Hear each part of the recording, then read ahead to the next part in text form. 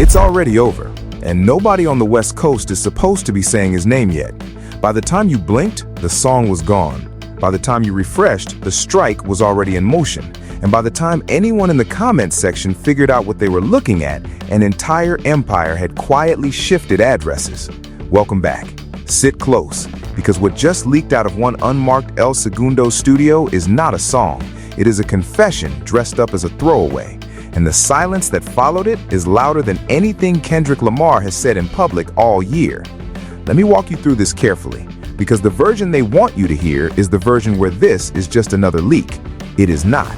The version I am about to give you is the version where one accidental upload exposed a takeover that has been quietly moving in the dark for the last 8 months. And once you see the shape of it, you will not be able to unsee it.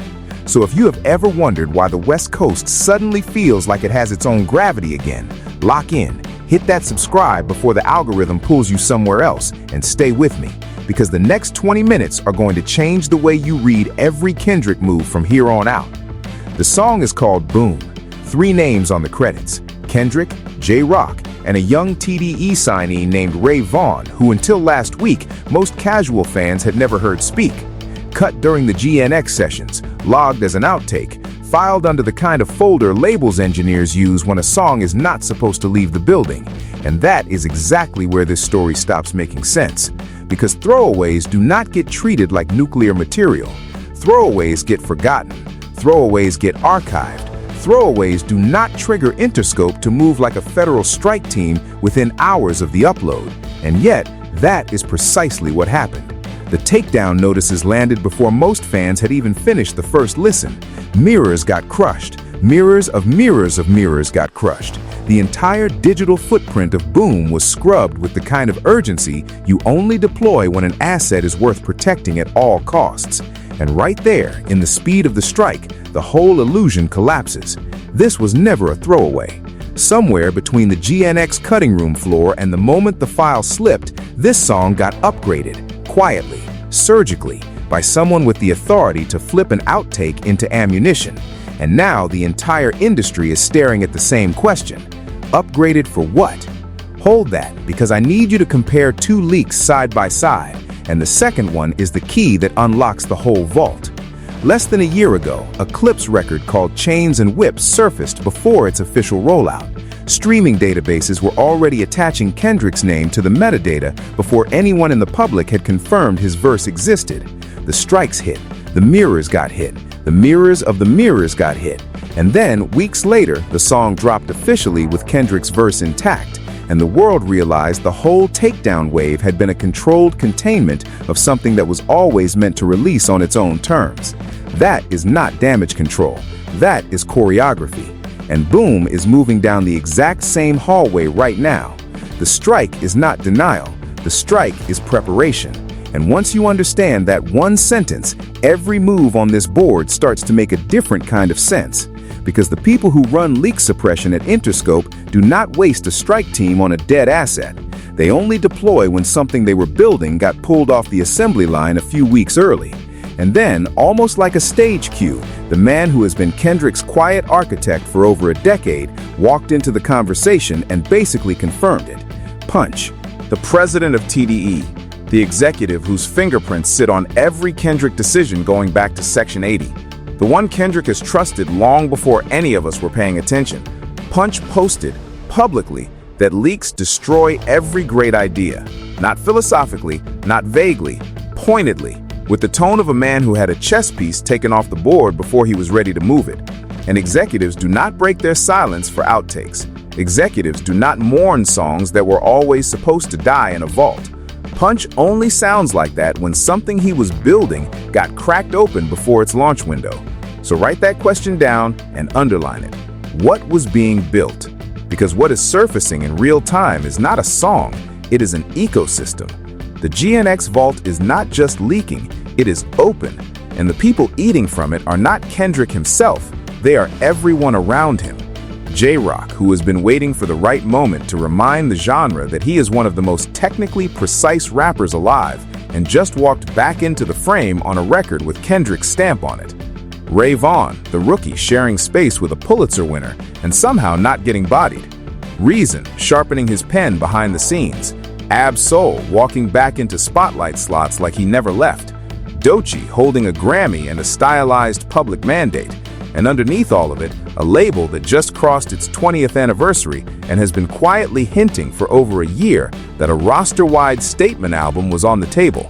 A compilation, a coronation, a thank you tour for the veterans, and a coming out party for the new generation in one project. And boom, the song that just got strangled in its crib is exactly the kind of record that lives at the spine of an album like that. It is also exactly the kind of track that could anchor a J-Rock solo project or stamp the opening of a Reason debut. There are at least 3 credible homes for this song, and the reason none of them have been officially confirmed is because somebody upstream of the artists got their hands on the working file before the release strategy was sealed. That is not a Kendrick leak, that is sabotage, and the parasites circling the same engine know exactly who they are. Sit with the actual sound of the record for a second, because the production tells you everything the label will not say out loud. Throwaway tracks sound like throwaways. They sound like a sketch, a producer doodling, a vocal hummed over the top to see if anything catches. Boom does not sound like that. Boom sounds like a record that has been deliberated, mixed at least twice, and arranged with intent.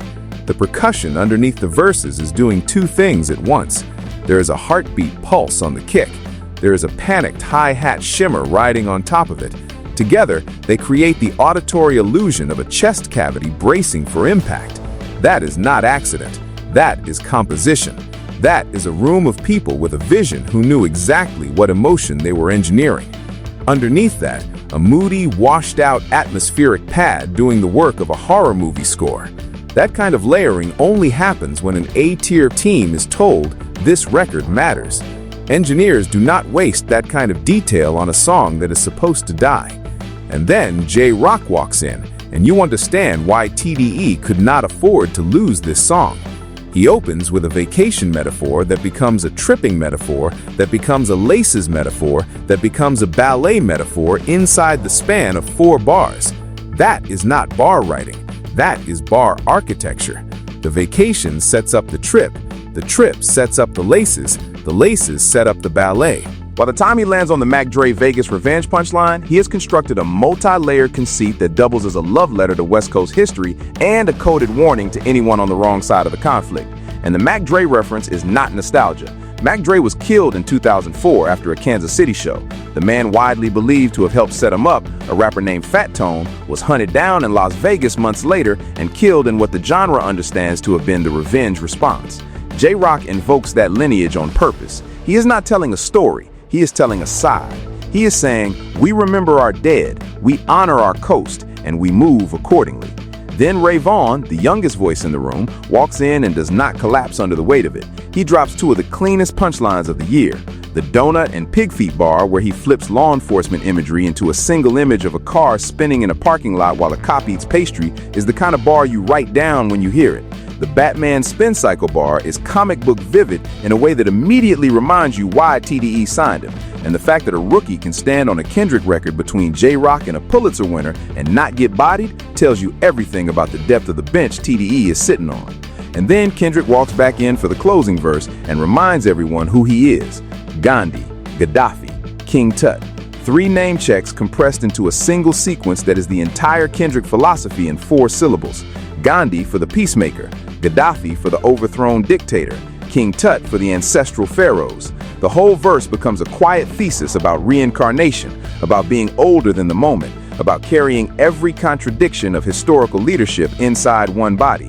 Nobody else in the genre writes like that. Nobody. And the fact that this verse, at this caliber, was sitting in a folder labeled Outtake tells you what the rest of that vault must look like.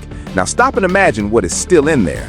2 albums worth, maybe 3, all stamped, all weaponized, all waiting on a button somebody has not pressed yet. But here is where the camera has to pull back, because the West Coast story is bigger than Boom. While everyone has been arguing about whether the leak was real or staged, YG, the Compton veteran, the artist who has been calling himself a West Coast general for over a decade, dropped a single called Insecure. And he did not drop it solo. He brought Ab-Soul on the record, which on its own would already be a fascinating note about TDE alignment. But then, in the same verse stack, he brought JID.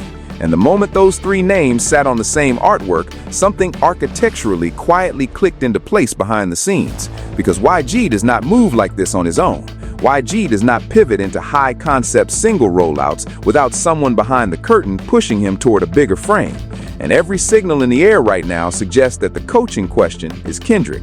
Not officially, not on paper, but in the way the song is structured, in the way YG has been talking about the upcoming Gentleman's Club album as a high-ceiling statement record rather than another street anthem cycle, in the way the entire West Coast is suddenly behaving like a coordinated unit.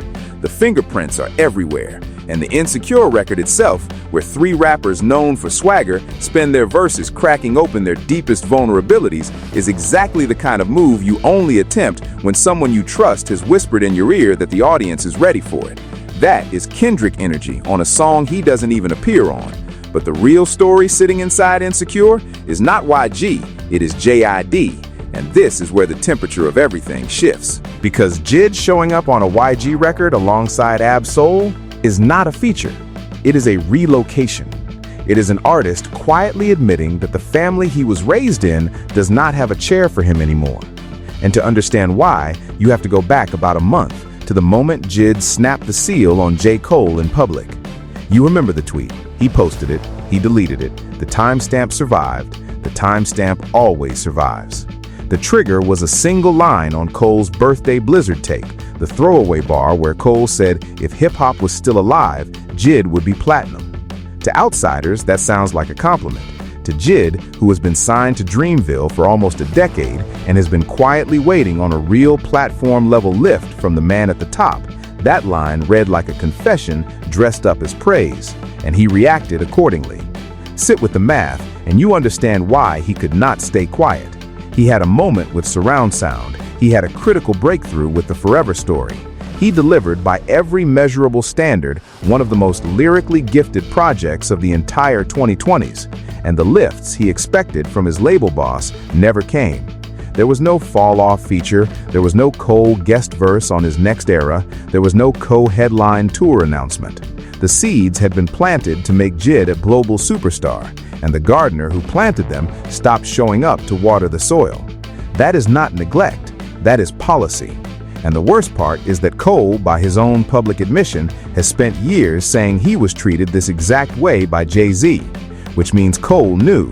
He knew what it felt like to be the most gifted kid in the room with a benefactor who refused to lift him into the next tier, and he chose to replicate the cycle anyway. That is not a small accusation. That is the loudest secret hip-hop has not said out loud yet, and his closest friends in the genre have basically been saying as much in public, even if they have not phrased it like that. Joey Badass, who has known JID for years, has been increasingly vocal about how frustrated JID has been. The phrasing has been careful, the framing has been protective, but the message has been consistent. JID is not where he should be. JID is not being treated like the artist he is. JID in private has reached the end of his patience, and patience in this industry has a shelf life. And once you understand that backstory, the YG feature is not a one-off. It is the first move in a relocation strategy that has probably been mapped out for months in private rooms. Insecure is the soft launch. The Gentleman's Club album, when it drops, is going to be the hard launch. And whatever JID does next, whether it is a solo project, a label move, a joint EP with a West Coast partner, all of it is going to read as the formal continuation of a decision that has already been made.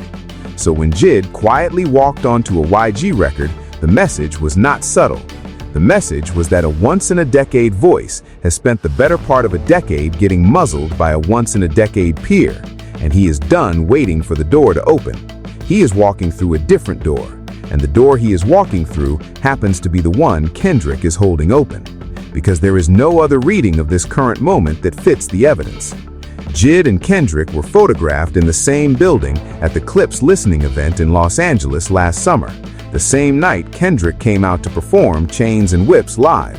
JID has publicly admired Kendrick going back years. JID was openly neutral during the Drake-Kendrick war, which in retrospect reads less like neutrality and more like an artist quietly choosing his side without breaking ranks with his label boss. And now, with the label boss receding in the rearview mirror, the alignment is finally allowed to be visible. Pull the camera all the way back. If you look at the West Coast in this exact moment, the receipts are stacking. Boom leaked, struck, and clearly being kept alive in the vault for a strategic deployment. The TDE roster eating from a vault of Kendrick stamped sessions with J-Rock and Vaughn already showing up on what should not have been a Kendrick-adjacent record. YG, the Compton institution, recalibrating into a conceptual era with Kendrick's fingerprints all over the production decisions. Ab-Soul stepping back into spotlight slots. Reason tightening his pen. Insecure dropping with a JID feature that doubles as a defection notice, and the entire arrangement humming under the unstated assumption that Kendrick is the conductor, and nobody has been asked to call him that out loud yet. This is the kind of pattern hip-hop does not see often. The last time anything close to this happened was the Bad Boy era, when a single label and a single architect could bend the entire genre's gravity for a few years. That is the kind of energy currently on the table. The boom leak is not the headline. The boom leak is the smoke. The fire is a coordinated West Coast resurgence with Kendrick as the unofficial general, an entire vault of unreleased material being parceled out as ammunition for a stable of artists who have all been quietly preparing for their breakout window, and a competitive defector from the most influential rival label in the genre walking across the parking lot with his bags packed. And the response from the rest of the industry tells you everything.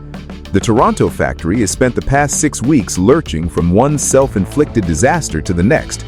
The Iceman cycle has collapsed under the weight of its own song count. The fake stream allegations have crystallized into something close to consensus. The blogs that used to be reliably for hire have started to read the room and quietly distance themselves, and the entire OVO posture has shifted from offense to defense to public relations. Meanwhile, the West Coast is doing the opposite. The West Coast is not running press.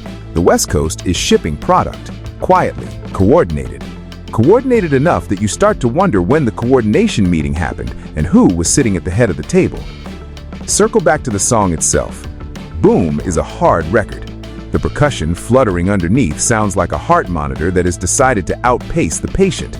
The "Here Comes the Boom" hook, deliberately echoing the DMX cadence from the Belly soundtrack, is not a coincidence, it is a wink. DMX in his lifetime was openly critical of Drake. Pulling that exact sonic reference onto a record being deployed during the Drake era is a thesis statement. Kendrick is signaling through the DMX ghost that the war is not over and the West Coast is not finished. J-Rock's verse, the one with the Mac Dre Vegas revenge framing, sets up an entire West Coast lineage payload. The Mac Dre reference is not memory, it is alignment. Vaughn's contribution, all spin cycle pig feet donut bars, is the youngest voice in the room, confirming that the bench is loaded and ready to move on command. And here is the part nobody is talking about yet. Boom did not make GNX for a reason. GNX was a tightly constructed album with a specific emotional arc. Boom does not fit that arc. Boom is too aggressive, too direct, too combat ready. Boom is not an album cut. Boom is a single. Boom is a Trojan horse.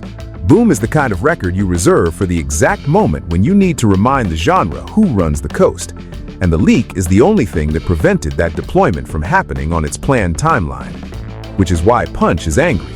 Which is why Interscope moved like a fire team. Which is why every conspiracy theory about Kendrick intentionally leaking the song falls apart the moment you understand how the label apparatus actually moves. Kendrick does not leak his own ammunition. Kendrick deploys it. Big difference. And the people who confuse the two have never sat in a room where a release calendar gets built. Release calendars are surgical. Release calendars are private. Release calendars are the difference between a single that lands like a missile and one that gets buried. Boom was supposed to land like a missile. Somebody, somewhere just turned it into a smoke signal. Smoke always beats fire. Consider one more thing before you scroll. The artists who have been moving inside Kendrick's orbit, the artists who keep showing up at his shows, the artists who keep getting quietly co-signed in private interviews, the artists who keep showing up on records adjacent to him without fanfare, are not a random selection. They have been curated. Reason, Doechii, Vaughn, the new generation of TDE, Ab-Soul making a public return, J-Rock putting in the lab time for a comeback project that has been hinted at all year, YG suddenly making cinematic records, JID stepping off Dreamville's porch, Schoolboy remaining the loyal foundational presence in the background. None of these are accidents. Every single one of those movements is a brick being laid in something larger. When you stand back from the wall, the shape of what is being built looks unmistakably like a coast-wide federation that has not had a formal name yet, but is unmistakably real in the way it is moving. The timing of all of it is what makes it impossible to ignore. The Drake era is not just stumbling. The Drake era is structurally exhausted. The audience has been served 3 albums in 12 months and asked to consume them as if they were 3 separate cultural moments. They were not. They were one long content dump masquerading as a discography. And while that machine has been straining to convince a fatigued audience to keep paying attention, the West Coast has been building in silence. No promotional reach-arounds, no bot blog placements, no fake stream allegations, just records. Records that hit, records that mean something. Records from artists who have something to lose and something to prove in equal measure. If you have ridden with me all the way down here, you already know there are at least 4 giant questions sitting on the table. What does the actual official version of Boom sound like, and when does it drop? Who specifically inside the chain of custody let the file slip, and did they do it by accident or on purpose? Is the TDE compilation album real, and how many other Kendrick-stamped sessions are about to start surfacing through other artists? And with JID having walked off Dreamville's porch, does he formally land at PG Lang or TDE before the cycle closes? I have my own read on all 4. Drop yours in the comments. Tell me which artist you think gets a Kendrick vault assist next. Tell me who you think leaked Boom. Tell me whether you believe Punch's reaction, and tell me whether you think JID and Kendrick share studio time before the year ends. Trust me, the next piece I am about to point you to changes everything. The GNX Vault story does not end with Boom. There are at least 2 more sessions quietly circulating in the inner industry chat rooms, and the noise around them is building. I broke down the first wave of those leaks in the video sitting at the top of the suggested column right now. Click it, watch it, then come back here and tell me which prediction lines up, because the West Coast is not finished. The West Coast is just getting loud, and the way this thing is moving, the next 12 months are going to look like nothing hip-hop has seen since the early 2000s. Stay sharp, stay locked in.